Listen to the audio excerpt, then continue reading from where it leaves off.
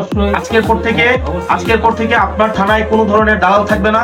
আপনার থানায় কোনোভাবেই এই হালাল বা হেলালদের মতো যে গংরা আছে তারা থাকবে না, এবং সেই বিষয়ে আপনি ব্যবস্থা নেন। এখন আমি জিনিসটা যদি এখানে প্রত্যেকটা জার্নালিস্ট আছে, এখানে অন্তত 15 জন জার্নালিস্ট আছে, একজন জার্নালিস্ট যদি আমার সাথে ডিফার করে, আমি এই বিষয়ে আমি আর কোনো কথা বলবো না। একজন জার্নালিস্ট যদি ডিফার করে, এবং আমি থার্ড পার্টি ইনভেস্টিগেট করছি এখানে, এবং ইভেন আমি মানে ট্রেন্ড যারা প্রফেশনাল আপনার সিভিল সার্ভিসে ছিলেন, পুলিশ সার্ভিসে ছিলেন, তাদেরকে দিয়ে আমি ইনভেস্টিগেট করাইছি।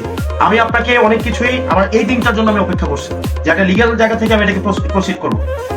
এমনও হয়েছে আমি নিজে ইচ্ছা করে আমি কাউকে পাঠাইছি মামলা করার জন্য বা কোনো একটা অভিযোগ দায়ের করার জন্য। আমার কাছে ভিডিও আছে, আমি এগুলো সোশ্যাল মিডিয়াতে নিয়ে আসবো।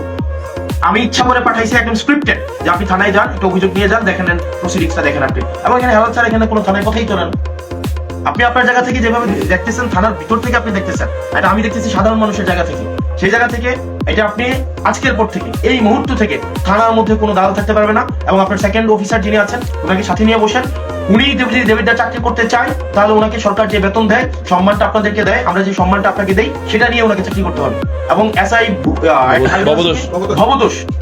ভবতোষ এবং ওনারা দেবিদ্বারে যদি চাকরি করতে চায়, দেবিদ্বারের প্রত্যেকটা অফিসার আমি দেখেছি ডেডিকেটেড, হার্ডওয়ার্কিং, পার্সোনালিটি সম্পন্ন।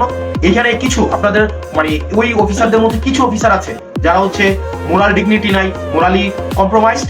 আপনি তাদের সাথে কথা বলেন, তারা যদি মনে করে যেন এইভাবে চাকরি করতে পারবে না, তাহলে তারা হচ্ছে তাদের আইনগতভাবে যে প্রক্রিয়া করা লাগে আমি আপনাদের কাছে অনুরোধ করবো আপনারা আইনগতভাবে এই বিষয়গুলো ডিল করেন। এই চাপটা প্রশ্ন। ঠিক আছে, ধন্যবাদ। আমি তাদের নিয়ে বসে আজকে